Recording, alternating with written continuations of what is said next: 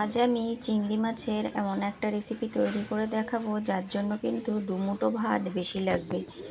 তো দেখুন বন্ধুরা, এখানে আমি চিংড়ি মাছের ভীষণই মজার একটা রেসিপি তৈরি করে নিয়েছি। এটা খেতে কিন্তু অসাধারণ হয়।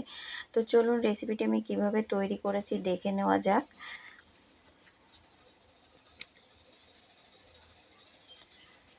নমস্কার বন্ধুরা, সরস্বতী কুকিং চ্যানেলে আপনাদের সবার স্বাগত।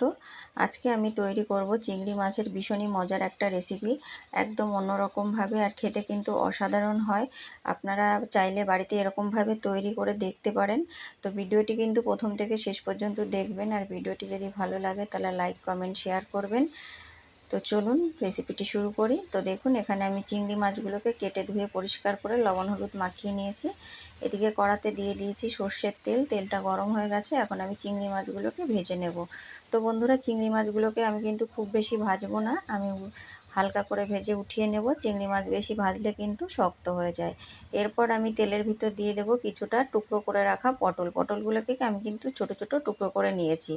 পটলগুলোকে নেড়ে চেড়ে ভালো করে ভেজে নেব।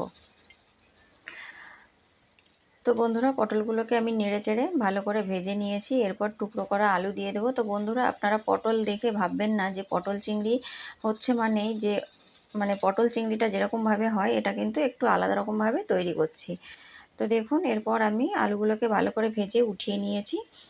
এরপর কড়ার একই তেলের ভিতর দিয়ে দিলাম তেজপাতা, জিরে আর শুকনো লঙ্কা দিয়ে মশলাটাকে একটু ভেজে নিয়েছি। এরপর এর ভিতরে আমি দিয়ে দেব কুচিয়ে রাখা পেঁয়াজগুলোকে দিয়ে ভালো করে ভেজে নেব। তো পেঁয়াজগুলোকে একটু ভাজা ভাজা করে নিয়েছি। এরপর দিয়ে দেব টুকরো করে রাখা টমেটোটাকেও একটু নেড়ে চেড়ে ভালো করে কষিয়ে নেব। এরপর দেখুন, এখানে আমি একটা মশলা করে রেখেছি, আদা, কাঁচা পাকা লঙ্কা, রসুন আর হচ্ছে টমেটো।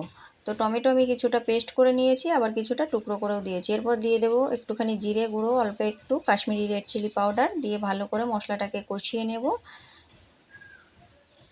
এরপর আমি এর ভিতরে দিয়ে দেবো স্বাদ মতো লবণ, দিয়ে দেবো কালারের জন্য হলুদ, দিয়ে ভালো করে মশলাটাকে একটু কষিয়ে নেব। মশলাটাকে আমি একটু কষিয়ে নিয়েছি। এরপর অল্প একটু জল দিয়ে দেবো, দিয়ে আবার মশলাটা একটুখানি কষিয়ে নেব। তো মশলা কষানো কাজটা কিন্তু ভালো করে করতে হবে। মশলা থেকে যতক্ষণ না কাঁচা গন্ধ চলে যাচ্ছে ততক্ষণ কিন্তু মশলাটাকে কষিয়ে নিতে হবে। তো দেখুন, মশলাটাকে আমি ভালো করে কষিয়ে নিয়েছি। এবার ওই একই মশলার ভিতর আমি দিয়ে দিলাম পটল আর হচ্ছে আলু। পটল আর আলুটাকে আমি যে ভেজে রেখেছিলাম সেটা দিয়ে দিলাম। এরপর দিয়ে দিলাম চিংড়ি মাছটা, দিয়ে ভালো করে একটু নেড়েচেড়ে মিশিয়ে দেব। তো দেখুন, আমি নেড়ে চেড়ে ভালো করে মিশিয়ে নিয়েছি। তো বন্ধুরা, এখানে কিন্তু আমি জল ব্যবহার করব না, জলের ভিতরে আমি এখানে দিয়ে দেব দুধ।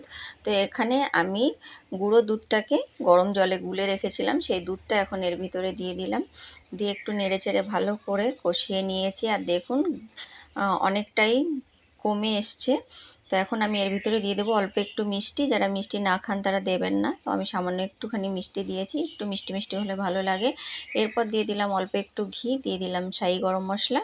তো সমস্ত কিছু দিয়ে নেড়ে চেড়ে এবার এটাকে আমি নামিয়ে নেব। তো বন্ধুরা, এরকমভাবে যদি আপনারা পটল চিংড়ি রান্না করেন খেতে কিন্তু অসাধারণ হবে, আর সত্যিই অসাধারণ হয়েছিল খেতে। তো দেখুন, এবার এটাকে আমি নামিয়ে নিয়েছি। কতটা লোভনীয় লাগছে বন্ধুরা, আর এত সুন্দর একটা ফ্লেভার হয়েছে, আপনাদের কি বলবো, অসাধারণ হয়েছে। তো এরকমভাবে বাড়িতে একবার তৈরি করে খেয়ে দেখতে পারেন। আর রেসিপি যদি ভালো লাগে তাহলে লাইক কমেন্ট শেয়ার করবেন, আর প্লিজ চ্যানেলটিকে সাবস্ক্রাইব করে আমার পাশে থাকবেন। ভালো থাকবেন, সুস্থ থাকবেন, ধন্যবাদ।